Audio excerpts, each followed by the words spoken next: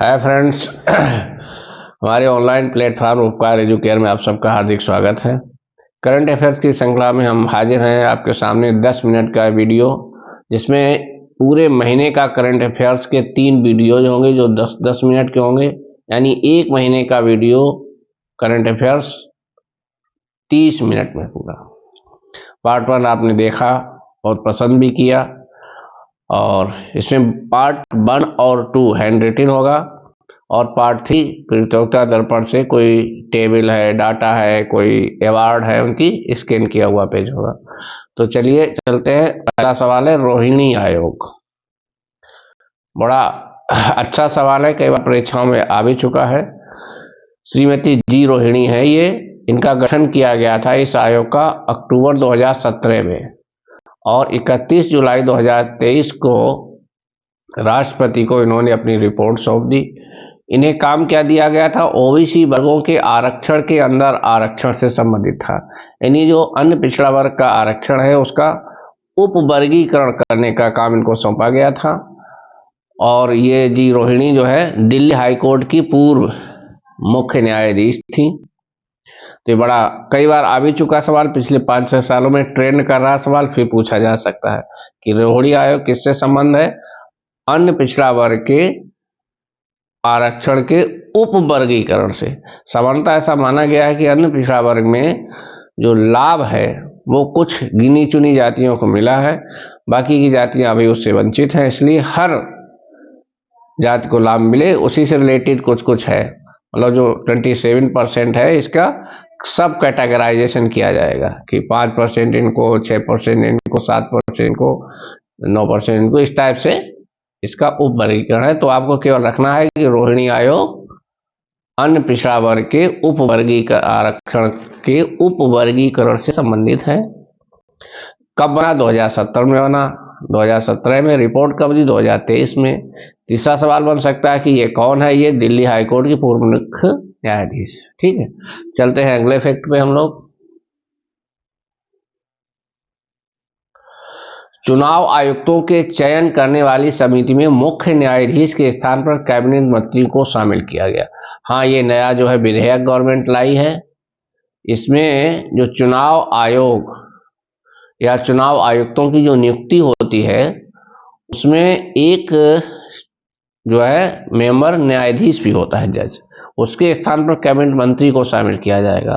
चुनाव आयुक्तों को जो नियुक्त करने वाली कमेटी है उसमें विपक्ष का नेता भी होता है, पीएम होते हैं, विपक्ष का नेता होता है और एक न्यायाधीश होता है। अब न्यायाधीश की जगह कैबिनेट मंत्री को रखा जाएगा, बस ये चेंज है। अगला फैक्ट, चंद्रयान 3 बड़ी उपलब्धि भारत की स्पेस के क्षेत्र, स्पेस में 23 अगस्त को लैंडिंग हुई। इसकी लैंडिंग कब हुई चंद्रमा पे? 23 अगस्त 2023 को। प्रक्षेपण कब हुआ? 14 जुलाई 2023 को। कहाँ से हुआ? श्रीहरिकोटा से हुआ। लैंडर का नाम विक्रम है और रोवर का नाम प्रज्ञान है, ये भी ध्यान रखने वाली बातें हैं। एक चंद्र दिवस पृथ्वी के 14 दिनों के बराबर होता है, ये भी ध्यान रखने वाली बात है। अगला फैक्ट है, इसरो का सूर्य मिशन आदित्य L1 कब लॉन्च हुआ? पहले तो ये पूछ लेगा इसरो का जो सूर्य मिशन उसका नाम क्या है? आदित्य L1 कब लॉन्च हुआ? 2 सितंबर 2023 को। एल से क्या मतलब है? एल एक साइंटिस्ट थे, लैग्रेंजी, इटालियन खगोल शास्त्री गणितज्ञ थे, उन्हीं के नाम पे एल है। ये स्पेस में कुछ पॉइंट्स इन्होंने बताए हैं जहां पे पृथ्वी और सूर्य के बीच की जो आकर्षण शक्ति है वो न्यूट्रल हो जाती है। पाकिस्तान के नए पीएम अनवर उल हक काकर, जो बलूचिस्तान अवामी पार्टी के नेता हैं, इस समय कार्यवाहक प्रधानमंत्री बनाए गए हैं। ब्रिक्स का 15वां शिखर सम्मेलन जोहानिसबर्ग में दक्षिण अफ्रीका में संपन्न हुआ, और ब्रिक्स का 16वां शिखर सम्मेलन कजान रूस में प्रस्तावित है। कजान रूस में प्रस्तावित है। ठीक, तो ब्रिक्स से तात्पर्य ये 5 देशों का संगठन है। B for Brazil, R for Russia, I for India और सी फॉर चाइना और S for S South Africa. ठीक है ना, ये South Africa, China, India, Russia, Kazan रूस में। और अगला फैक्ट भी बड़ा मजेदार है। फॉर्चून ग्लोबल एक अमेरिकी वाणिज्यिक मैगजीन है, अमेरिकी वाणिज्यिक मैगजीन है। ये विश्व की 500 कंपनियों की रेटिंग सूची जारी करती है। फॉर्चून ग्लोबल क्या है? पहला सवाल क्या है? अमेरिकन वाणिज्यिक पत्रिका है। तो उस सूची में रेटिंग में वॉलमार्ट नंबर 1 पे है, नंबर 2 पे सऊदी आर्मको है, नंबर 3 पे स्टेट है। ठीक। तीसरा सवाल ये है कि इस फॉर्च्यून ग्लोबल की 2023 की सूची में इंडिया की कितनी कंपनियां शामिल हैं? 8। उनके नाम क्या है? ये Reliance, Indian oil corporation, LIC, ONGC, Bharat petroleum, SBI, Tata Motors और राजेश एक्सपोर्ट। ठीक। तो भारत की 8 कंपनियां, उनमें सबसे ऊपर रिलायंस का है। नंबर 1 कंपनी, मेनली क्वेश्चन नहीं पूछा जाएगा, अमेरिका की रिटेल सेक्टर की कंपनी है। 8 कंपनियां। अगला फैक्ट है, मतदाता जागरूकता हेतु राष्ट्रीय आइकॉन कौन बने?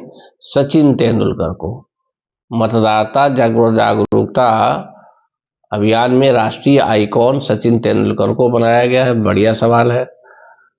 न्यायमूर्ति प्रकाश श्रीवास्तव NGT के अध्यक्ष बने। ये NGT क्या है? नेशनल ग्रीन ट्राइब्यूनल, राष्ट्रीय हरित प्राधिकरण, राष्ट्रीय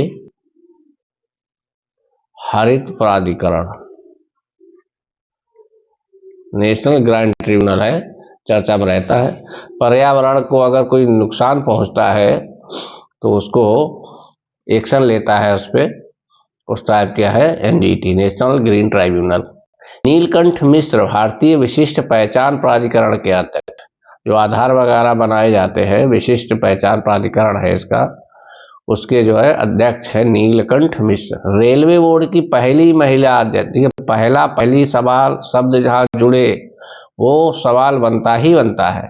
जया वर्मा सिन्हा, जया वर्मा सिन्हा, ये IRS, Indian railway and traffic service की अधिकारी है, जो रेलवे बोर्ड की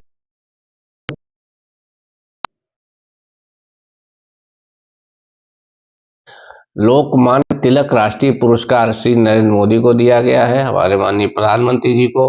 याद रखने वाली, नरेंद्र मोदी जी को पिछले 1 वर्ष में जितने पुरस्कार मिले हैं पूरा कहीं लिख के रखिएगा। किसी वीडियो में आप लोग कहेंगे तो हम इसको रिसर्च करके आपको 1 साल में जो भी पुरस्कार मिले हैं मोदी जी को, सब एक जगह नोट डाउन रखिए। बढ़िया सवाल है। येवगेनी प्रिगोजिन रूस की प्राइवेट मिलिट्री ग्रुप वैगनआर के चीफ, इनकी एक हवाई दुर्घटना में अभी मृत्यु हो गई। विकास सिन्हा, ये प्रमुख निधन है, प्रमुख निधन। विकास सिन्हा प्रसिद्ध परमाणु वैज्ञानिक। बिंदेश्वर पाठक 16 इंटरनेशनल के संस्थापक, बड़ी बिहार के रहने वाले थे, और जो शहरों में बस अड्डों के पास, रेलवे के पास जो शौचालय बने वो सब इन्हीं की देन है। बड़ा एफर्ट है। जिस काम को करने के लिए हमारी सरकार मिशन मोड में पिछले 8 साल से लगी है, हमारे माननीय प्रधानमंत्री जी लगे हुए हैं, उस काम को एक अकेले आदमी ने बीड़ा उठाया और बहुत हद तक किया भी। CR राव प्रसिद्ध गणितज्ञ, भारतीय अमेरिकी, इनकी मृत्यु हुई। भारत में रिटायर हो गए थे ये, उसके बाद अमेरिका गए तो अब बहुत खोजें की इन्होंने, काफी पुरस्कार जीते। 102 साल के होके इनकी डेथ हुई है, 102 साल। अर्थ ओवर शूट डे 2023, 2 बहुत इंपॉर्टेंट है, एनवायरमेंट सेक्टर में ये सवाल बहुत इंपॉर्टेंट है। अर्थ ओवर शूट डे का मतलब होता है कि 2023 में 2 अगस्त तक हमें जितनी रिसोर्सेज को कंज्यूम करना था हमने कर लिया है। 2 अगस्त के बाद हम जो भी नेचुरल रिसोर्सेज को कंज्यूम कर रहे हैं वो एक्स्ट्रा है। हमें जितनी जरूरत थी, जितना हमारे लिए था, तो ये अर्थ ओवर शूट डे बहुत इंपॉर्टेंट है, अक्सर पूछा जाता है। 2 अगस्त के बाद से जो भी है, चाहे पानी हो, हवा है, सनलाइट है, ये जो ले रहे हैं वो एक्स्ट्रा ले रहे हैं। अगला फैक्ट देखें, राष्ट्रीय अंतरिक्ष दिवस 23 अगस्त को, ये चंद्रमा पर सॉफ्ट लैंडिंग की हुई थी, उसी दिन की वजह से मनाया जाता है। सेमिकॉन इंडिया 2023 का सम्मेलन गांधीनगर गुजरात में हुआ। गांधीनगर गुजरात में हुआ। एशियाई हॉकी चैंपियनशिप पुरुष वर्ग महिला मलेशिया विजेता है। राष्ट्रीय शतरंज चैंपियनशिप 2023 एसपी सेतुरमन।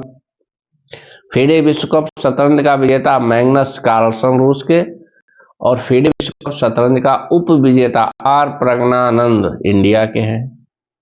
और चर्चित रहे, इनकी सिस्टर आर वैशाली भी ग्रैंड मास्टर हुई है, जो भारत की संभवतः तीसरी महिला है, और दुनिया की भाई बहनों की पहली जोड़ी जो ग्रैंड मास्टर हैं। विश्व बैडमिंटन चैंपियनशिप में भारत कांस्य पदक जीता एचएस प्रणय ने। विश्व एथलेटिक्स चैंपियनशिप 2023 बुडापेस्ट में हुए। बुडापेस्ट कहाँ है? हंगरी, हंगरी की राजधानी है। हंगरी यूरोपियन देश है, जिसे यूएसए पहला, कनाडा दूसरा, और इंडिया ने 18वां स्थान मिला इंडिया को, जिसमें नीरज चोपड़ा का 1 गोल्ड है, बस 18वां स्थान मिला। पहला यूएसए, दूसरा कनाडा है, और तीसरा स्पेन है। तीसरा स्पेन है। ठीक, तो करंट अफेयर्स अगस्त पार्ट 2 में यहीं तक। मिलते हैं अगस्त की करंट अफेयर्स पार्ट 3 में। Thank you very much. और जो भी आपको नीड हो हिस्ट्री में, मतलब सामान्य अध्ययन जनरल स्टडी के किसी भी सेक्शन में, हिंदी में क्या कॉन्सेप्ट आपको क्लियर नहीं है, कालवाचक, अव्यय, क्रिया आदि, कमेंट करिए, मैं जरूर उस पर वीडियो बनाऊंगा। Thank you very much.